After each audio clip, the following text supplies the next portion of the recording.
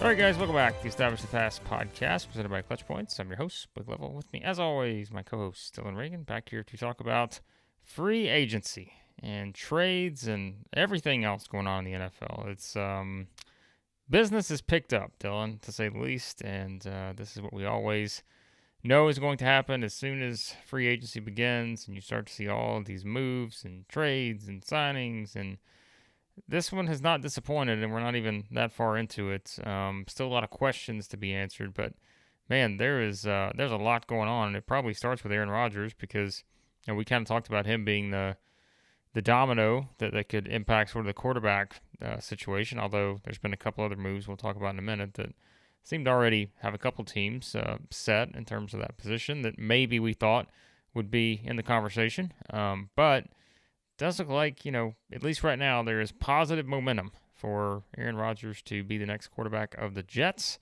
And, I mean, I don't know. He's going to probably bring every player that he's ever played with him. Seems to be the case right now. But it does look like this is the direction we're headed in. So. Yeah, they already got Lazard. It sounds like, Mercedes and Randall Cobb. So, bringing the band back together. Yeah, the new name that was on that list, and we'll talk about the idea of that fit there with the Jets, was Odell Beckham Jr. It's interesting because they have, a pretty good young receiving corps there already with some talented players that you feel like Aaron would be excited about playing for. I know some people have pointed out the fact he talked about the lack of weapons at times in Green Bay, and then he's bringing not even just some of the best ones from Green Bay with him. At this point, a lot of great players in there, but maybe not the best height of their powers. I think Alan Lazard's still a solid receiver to add to that group. So regardless of what happens with Aaron, I think that one made sense. But yeah, like you said, positive momentum. It feels like it's going to happen, but we've been down a lot of feels like it's going to happen things with Aaron in the past. Yes, this one felt different, just like some of his teammates have talked about, as he's talked about. But it's still, you just never know until it's actually finalized. Even with the reporting, not just on this one, but like with anything, after what happened with, very separate, but with Carlos Correa, where he's reportedly agreed to these deals and then ends up back with the Twins, very different. But in terms of, I don't trust it until now the actual deal happens. There's a lot of things right now that are agreed to. Today, as we're recording, we're finally going to get to the point where the new league year officially begins and they can start signing these contracts. I think for the most part, every deal you've seen will actually occur. A few already have for guys that were able to sign before the new league year. I think of the Saints with Derek Carr, but it's. I still think we can, at this point, we should be starting to look forward to Aaron as a Jet, and then if we have to pull back, that's fine. And it was one of the teams that we thought would make the most sense with the weapons they had, and we talked about the parallels with Brett Favre and how obviously his first year after Green Bay didn't retire for Aaron, at least not yet. Didn't retire first and try to come back to Green Bay, so we don't have quite that same parallel. But in terms of where his career is heading, it's really interesting. But it made sense. It is a tougher conference overall, as we've talked about in the past, but there weren't. I don't think, as the Packers made pretty clear as soon as all these trade rumors started right after the regular season, was that they were not going to be interested in moving into an NFC team. It was a non-starter. So out of the teams that were available here on the AFC side, a lot already are pretty set at the quarterback position. The Jets, a team very much not so. Right there, I think with the Raiders were the two that we identified, and now that Jimmy Garoppolo is in Las Vegas, it just made too much sense to not happen. But I think it'll be. I think that one of the last podcasts we talked about the quarterback market. I think it'll be interesting, at least. I don't know exactly how it will go. I think that makes them better, obviously, and they had a great defense last year. It's been a while since Aaron's had a truly great defense, even for some of these recent 13-3, 14-3 seasons the Packers have had. But with the talent they have, some really good offensive linemen, as we've talked about too, and still cap space, even with Aaron and some of these signings and draft capital. We'll see how much they have to give up to get him. But I like the fit. It always kind of made sense out of the teams, along with the Raiders, and even more so maybe than the Raiders, given the talent on their defense at the time and their offensive line depth. Yeah, well, we'll see. Like you said, you just never know. But we're going to assume that he's going to be the future quarterback of the Jets. But still remains to be seen. And like you said, it'll be interesting to see if Odell Beckham Jr. and adding a potential option like that, how that could change things a little bit, and give them another resource outside of just the ones that perhaps he's bringing in that he's played with before. So I think that at least makes for an interesting discussion to see how he would kind of fit into the mix there. So.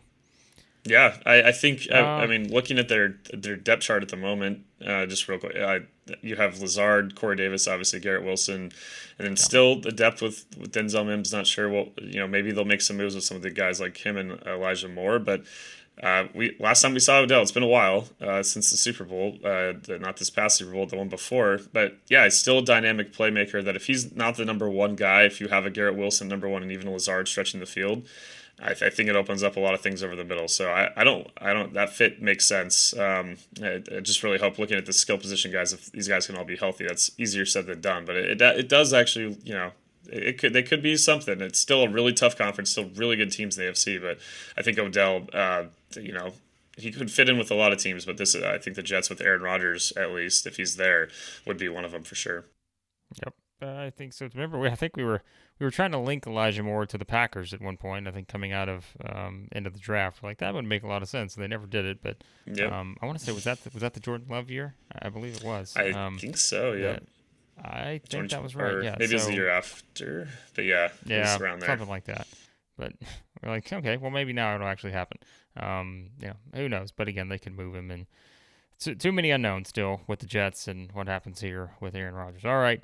A lot of other moves have been made as well, and we probably will not be able to get into every single one of them, but we'll hit kind of the high notes here.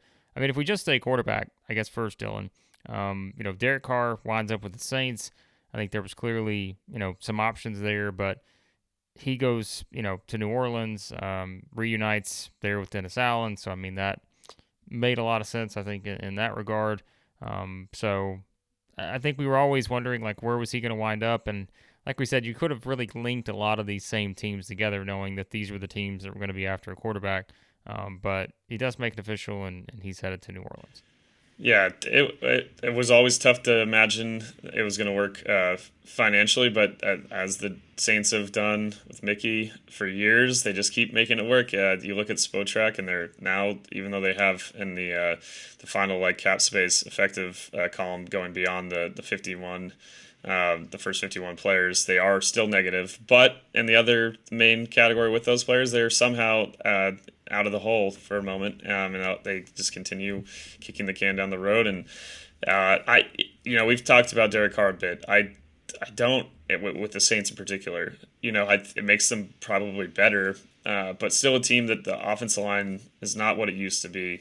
Skill position players aren't. It's been a while since they've really had a really deep group. Even during some of the really solid seasons, it was Michael Thomas and Kamara towards the end of the Drew Brees era that were carrying that group to an extent, along with some solid tight end play. Their defense is still solid, but maybe, again, not as good as it used to be. So we'll see how it goes. In the NFC South, I think this is one of the things we mentioned before. It could be enough to win in that division, just because we're looking at, we'll see what happens with Carolina now. We'll talk about, obviously, they trade up to the number one pick. Maybe they find a gem right away and they start winning some games. But outside of that, it's a division that at this position is not exactly flush with talent at the moment. So there's something to it. The NFC itself isn't, again, like you look at the amount of teams that could potentially compete for a playoff spot. We didn't think the Giants were going to make the playoffs last year, and sure enough, they did. There's a lot of teams that kind of fell off. You look at what's happening with the Rams at the moment. If the Packers trade Aaron Rodgers and then Tom Brady retiring, you have three teams that for a 2-3 year span were right there with the Niners atop the conference, and obviously started falling off last year. So, I'm excited for Derek to, see how get a fresh start with a different team, but he's still, he's not that elite quarterback that is a game changer. He does, in my opinion, still need some level of help around him for it to work. We've seen it the best of times with the Raiders. He can be really accurate, really good quarterback, but he needs protection in particular. The offensive line is probably the biggest thing I would want to address, even outside of the skill position players, because if you can keep him off the ground, maybe they can score some points and win that division. Interesting that Jameis is coming back though, so they still have Winston there in case we need a backup plan or if anything happens with Carr. So we'll see how that goes. Yeah, makes sense to do that. And of course, Derek Carr's former spots, the Raiders, Jimmy G, the one that winds up there. Of course, we said that could be a possibility, and there were a lot of options, whether it was Tampa or Vegas, and so he goes to the Raiders. And I mean, again, it's like this is like just the dominoes falling. Like it's just a matter of where all these guys would wind up, and it's Jimmy G with the Raiders now. So yeah, interesting. We looked at when we talked about the different number of guys that are available, and I think this isn't trying to be too mean to Jimmy G, but it didn't feel like it was a major difference between Carr and him in terms of what they're going to be able to provide. Maybe at a little more of an affordable rate, and also just it just felt like with Derek, obviously there were some things with Josh McDaniels maybe, and just overall with the organization that started to this season, after the high of making the playoffs and nearly beating the Bengals, having that game against the Chargers in Week 18 last year, to everything that happened last year in the regular season, it just seemed like it was time for Derek to move on. So, from that point of view, I understand why it happened. But yeah, when you look at just from a football point of view, I don't think this is like a major upgrade over Derek. It's a really big moment for Jimmy because maybe myself, but a lot of people have kind of pointed to the Niners as one of the most QB friendly systems in the NFL, and I think that's true. I don't think that you can have two truths here in terms of what Kyle Shanahan and the offensive line and the skill position players they've been able to put together in San Francisco are pretty welcoming for a quarterback, while still thinking that Jimmy G has some good football in him. So it'll be big for him to prove, hey, I'm not in this system anymore. Yes, you're with your old offensive coordinator in New England with Josh McDaniels. I like they still have a lot of good receiving talent after shipping Darren Waller out. We'll see what they do the rest of this offseason. Still a lot of moves probably to be made for Las Vegas, a team that I think I give them credit in terms of looking at their roster, feeling like we still got to have a viable guy under here until we figure out maybe the long-term solution. And maybe they looked at there was a point when I thought maybe they would be in the mix for trading up to the number one pick, but I think they had a kind of reality check in terms of they have so many needs they need to fill before they're going to be contending, even if they have a really good young quarterback in there. So it is kind of a bridge guy, but maybe with some of they make some, we've seen defenses flip really quickly in this league if you select the right guys. I mean, look at what the Jets did just last year and some of the signings they made after being one of the worst defenses in the league in 2021. They go to the top 5, top 6. So it's not like from a perspective, if I'm a Raiders fan, I'm like, wow, this is a huge move that's putting us over what Derek was able to do. But I understand it, and I think it allows them to still not sacrifice the draft capital they would have had to trade for an Aaron Rodgers, the amount of money they would have had to give up to get any of the other top quarterbacks. There's not really that many, though. You think about it too. Yeah. We kind of talked about how there's going to be one team left on the outside looking in with all these with the quarterback dominoes. It depends, I guess, on how high they value the 4 quarterbacks that are expected to go in the first round. Depending on your valuation of those, maybe you're going to be sitting just fine. But at least the Raiders don't just, Stidham was pretty fun, and I'm blanking on where I believe he signed somewhere else. They could have brought him back after that one really good game against the Niners, but that's a lot to put into one football game. So I understand why they found a stable guy that is going to allow them potentially to build up that roster that they want to have, and then maybe down the line we're looking at a Raider team that's going after a younger quarterback for the long haul. Yeah, Stidham to the Broncos is where he's at now. He signed, I guess, 2-year deal, $10 million with the Broncos. So, yes, he will be there backing up for Russell Wilson. Sam Darnold to the Niners, I don't know how, for Darnold at this point, I think it's just a matter of trying to find a spot to kind of have a career resurgence. But, I don't know if it's there, but that's where he's signed with. So, Yeah, opportunity-wise, I'm not sure. I mean, we've seen they would have loved to have a third quarterback last year, obviously with the Yeah. injuries to Purdy and Lance and Garoppolo. Fourth quarterback, I guess it would have been last season. So from the Niners' point of view, I don't think it's a terrible decision. Again, this is we at times I've seen, and it's not even to what this isn't a commentary on Purdy because I think there's a lot more there than the last pick in the draft, as we've talked about. Yes, he benefits from everything that the Niners have to offer as an offensive roster and coaching staff, but he also brought a lot. But there are some quarterbacks that put up pretty solid numbers in the past in this offense in the pre-Garoppolo era, and even with Garoppolo after his injury, that we haven't seen them have any sort of success anywhere else. So for Darnold, in terms of that, I mean, this could be a situation where if he gets an opportunity, he might perform well. He performed well at times in spurts last year for Carolina. But yeah, opportunity wise, I don't think the Niners are going to be prioritizing him over Purdy and even Lance as they both come back from their injuries. So it's an interesting fit. Opportunity wise, again, I don't think it's going to be much, but for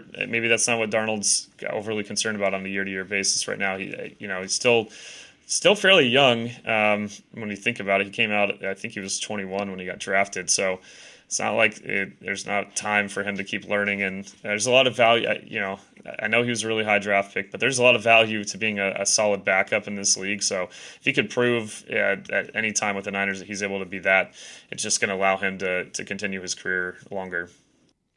And then there's Lamar to wrap up the quarterback section. And the update on Lamar is that there is really no update. We still don't know what's going on with Lamar. So yeah, there's. I think it was a report from, I don't want to misquote it, so I won't say exactly where. There was a report that came out stating that Lamar turned down a 200. It was actually, was Adam Schefter's podcast. There you go. $200 million guarantees contract back in September. He posted a GIF laughing at the idea, and then we'll say, we don't know how to verify this is true, but it's Lamar Jackson himself tweeting that it was $133 million over 3 years, fully guaranteed. So, I mean that sounded like I know. Really, the Deshaun Watson this is something that a lot of people have talked about already, but the Deshaun Watson, the number of guarantees in his deal to work around and how they worked around the suspension to make sure he basically didn't lose any money, it has created an unrealistic, and I think some agents probably realize this, but it's created an unrealistic idea of how many guarantees these QBs are going to get. That's not to say that they shouldn't be. There's a much bigger conversation about the amount of guaranteed money to NFL players who are putting their bodies on their line like they do. But in terms of what's going on a bit, I think it's a trickle down a bit of just these guys think they're going to get a lot more guaranteed than they really are, especially with the way that, as much as I think Lamar, as we've talked about, disrespected as a passer at times, and if he has the right talent, we've seen him really grow as a throwing the football, but still does put his body on the line. So you understand the hesitation a bit from that side. But I mean the thing that happened, that they put him on the transition tag or whatever it's called, so he basically can start talking to other teams, I believe today, about contract offers. So there's a chance that a team could agree to a deal that's different and move on Lamar to them without having to give up the 2 first-round picks. I believe it is that if you sign him to the non-exclusive tag is what, not transition tag, non-exclusive tag. So a team could, in theories, go for that, but 2 first-round picks, I believe, is the penalty you'd have to give up to the Ravens in that case. I think about it. There's a lot, and I know that the first team that we talked about that we thought made a lot of sense was the Falcons, and then that was out of that list of teams that came out. They're not interested, and you're kind of like, what's going on here? Why are all these teams not interested in a former MVP? Kind of weird stuff. I hope it, with Baltimore, he fits so well into what they're doing, and I think I know that's been tough for them to get. The right receiving talent, but it's just a weird kind of, I don't know. I think there's probably a little bit of give and take between both sides. I think both the Ravens, maybe they feel like they've already exhausted every option in terms of how much they're willing to give guaranteed.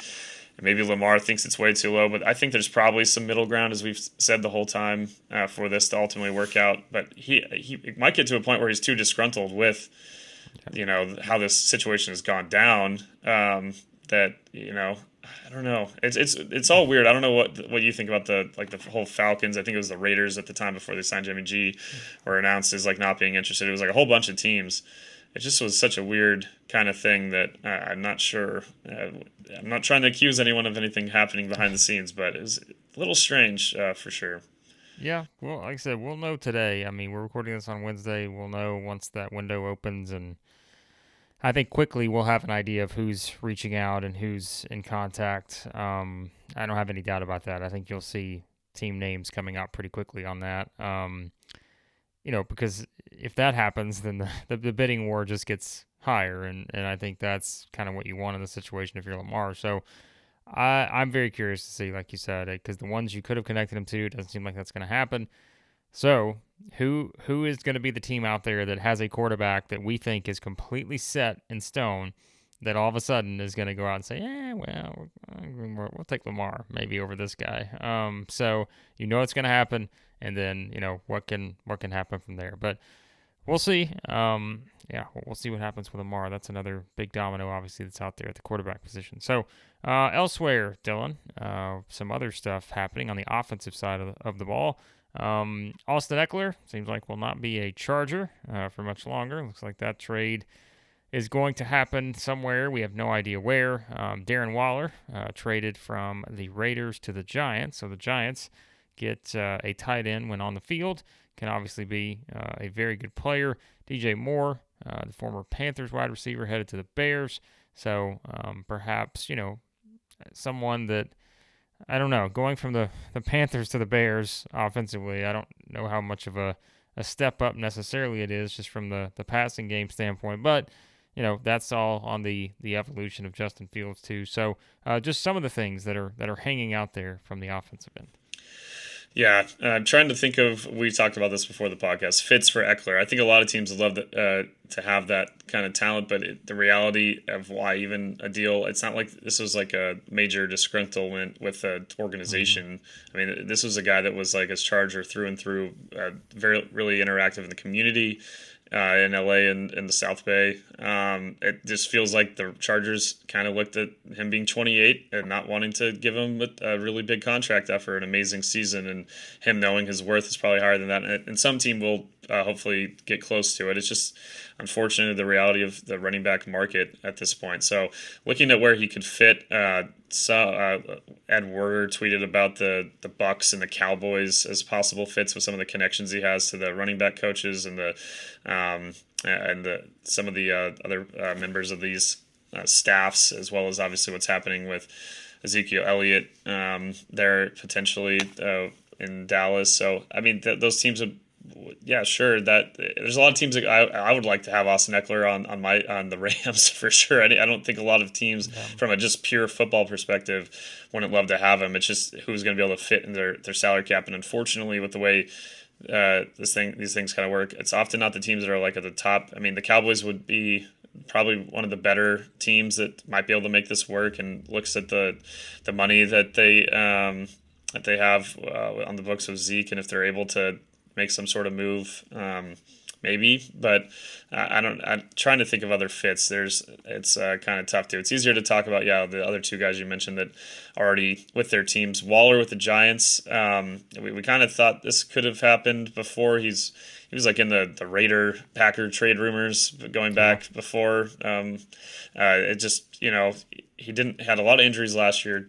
When he's out there and when he's playing, his value, it's hard to deny. So I think for the Giants, it's just another skill player that is added to a group that they, last year played above what we've, again, going into the year, probably expected.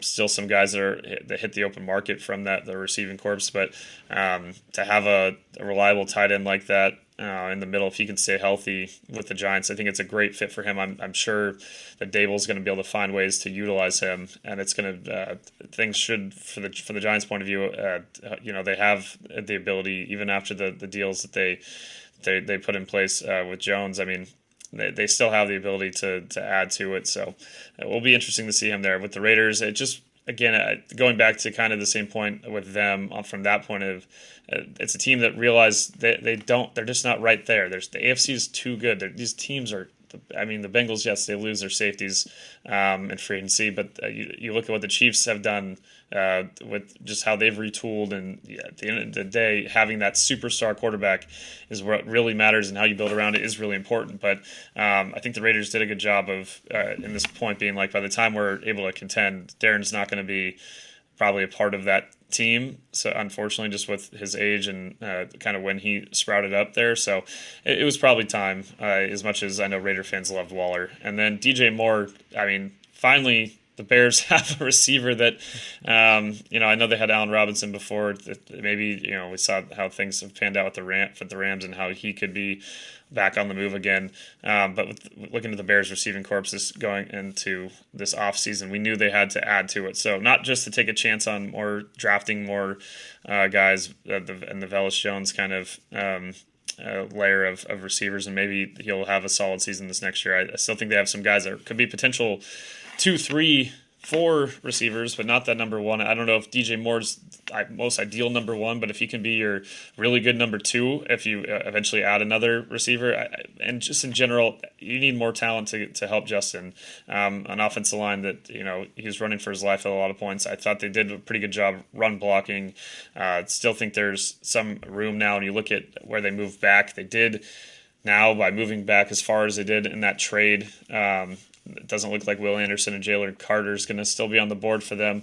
I think maybe they are looking now probably at tackle with some of the top guys that are going to be available in that range there at number 9. So I think that's not the worst decision. I know they're a defense that looked awful last year and you would have loved, and Bears fans are already starting to think about Will Anderson in particular, from some of the Bears fans. I have friends that I know that as the guy that they really had their eye on. But at the same time, you got to just put Justin in the best field possible. You can't let him be getting, I don't know how sustainable it is to run like he was last year with some of the big hits he's taking. But I think DJ Moore, a really good route runner, a really good receiver that I think is a QB-friendly guy, and I think we'll see how these guys grow chemistry. It is always hard at this point of the year to know for sure how that fit's going to work. Looking at, again, Allen Robinson with the Rams did not. You looked at how that would fit in the offense, and you thought, a lot of people, including myself, thought it would work out, and just did not. So hopefully in this case, this isn't the same kind of situation. Hopefully with DJ and the Bears have a nice long time together where they're able to build up around Justin Fields of this offense.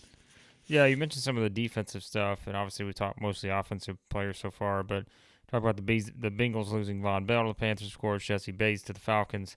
Those are moves that have happened, but the big one, I think everyone, kind of talking about, of course, Javon Hargrave also going to the 49ers from the Eagles, so that's another one to note. But the Jalen Ramsey trade to the Dolphins, I think it's very clear where he wanted to be, and he is now where he wants to be, and hey, that's certainly a big addition for a Miami team that is trying to, jump into that tier with the Bengals and the Chiefs and all the Bills, all those teams, and so obviously a significant addition there on the defensive side for the Dolphins.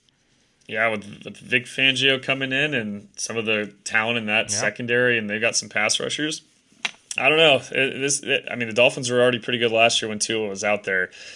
Just imagining what their defense was, I was already excited as soon as they signed Fangio. But now with Jalen there, I think there's a lot of good football in him. He's a guy too that really, last year they weren't good, and he still was playing his tail off. I don't think there was ever a moment where he still wasn't playing hard. Maybe he's not quite the guy he was before, but it's impossible to be when you're as good as Jalen was. I think there's still an unfair.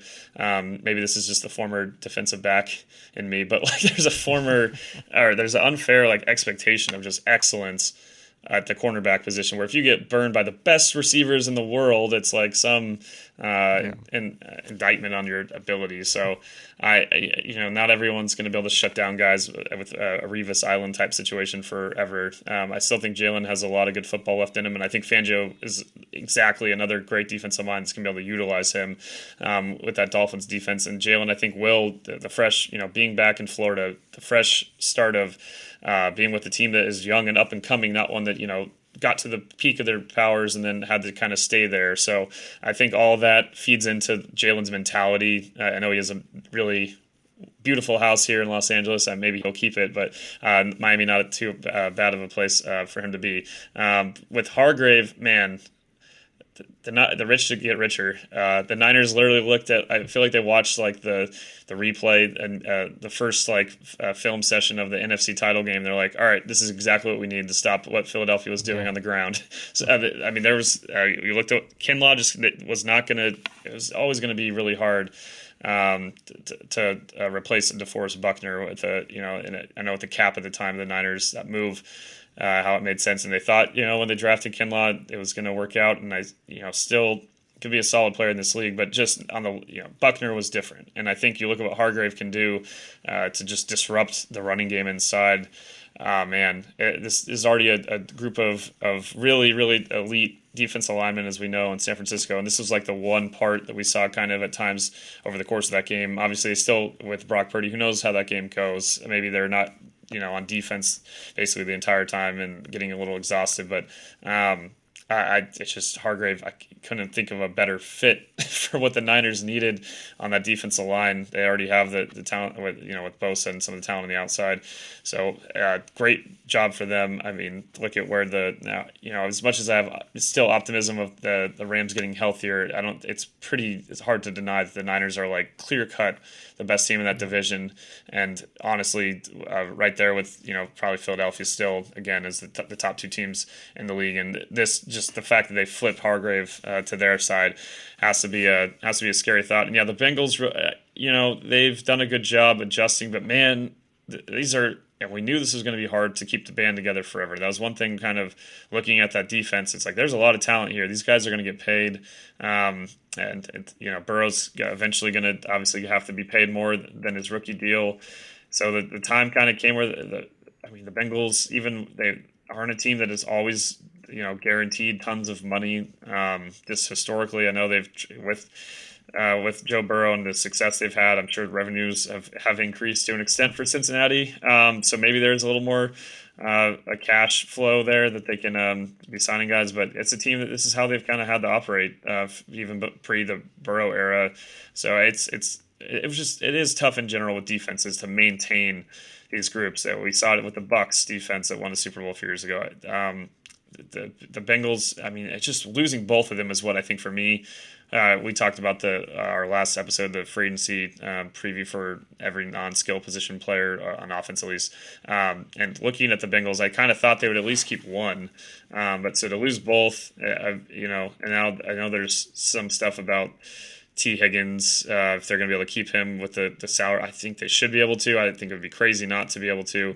But just looking at this roster overall, I mean, on defense, it's going to be an adjustment. They're going to be asking maybe more from this offense. We'll see what they do in the draft. Teams, if you hit on the right safety in the draft, we've seen that with a number of teams that you look at these third, fourth round picks that end up doing a fantastic job filling in and right away. I know I'm always going to go back to the Rams, but when they first drafted John Johnson and when they got Jordan Fuller after they let John Johnson go, these guys were pretty solid safeties quickly. So maybe maybe this isn't a position that's as premium as a corner or a pass rusher where they maybe would have paid a little higher dollar value. I think they still, with how much money they've put into that offensive line and possibly keeping a T. Higgins, maybe those are things that it all kind of has to flow together. But it still is a big loss. And for the Falcons and Panthers, obviously, I think getting the leadership of those two guys into two teams that needed a lot of talent still in the secondary, I think for them, with their situations, it made a lot of sense to go with those deals. Well, I mean, we just mentioned a lot of names, and there's still so much more to come in free agency in terms of just all the possibilities. And like we said, there are some big dominoes still out there, and who knows what happens. We mentioned with Lamar and trying to figure out that situation and how that impacts other teams, but there's so much more as well, Dylan. So I'm sure it's all covered over Clutch Points because there is so much stuff, fast moving in free agency, as we know, with trades and all of that stuff. So let everybody know where they can find all that. Yeah, you can go to the NFL section of ClutchPoints.com or the ClutchPoints app, as Blake mentioned. Constant coverage. It's a really busy time with the sports cycle overall. NBA still flowing. Obviously, we got the tournament starting up yesterday, and by the time you listen, this will be the first full day of games. So, lots of coverage of everything in sports at ClutchPoints, but also keeping up with all this NFL stuff. Every report on news, every little rumor, every piece of what Aaron Rodgers wants the Jets to do. We got that all covered, looking at early predictions for these players with their new homes and their new teams. So all that good stuff. And then we are going to have a post free agency, and by post free agency I mean once free agency really starts to die down. There'll still be a lot of free agents probably out there. We'll do our post free agency mock draft. Those have really been performing well for us. Good stuff on those articles from our writers. So it's a fun time of year again for the NFL. But there's a lot happening. So if you want to read about some other sports too, a lot of coverage of college basketball, a lot of coverage of baseball, NBA, everything you could want on ClutchPoints.com. Yep, check it all out at Clutch Points, and of course, as always, be sure to subscribe to the podcast. Any podcast app you use, search for Establish the Pass. And thanks as always for listening to the podcast. And we'll talk to you next time here on the Establish the Pass podcast.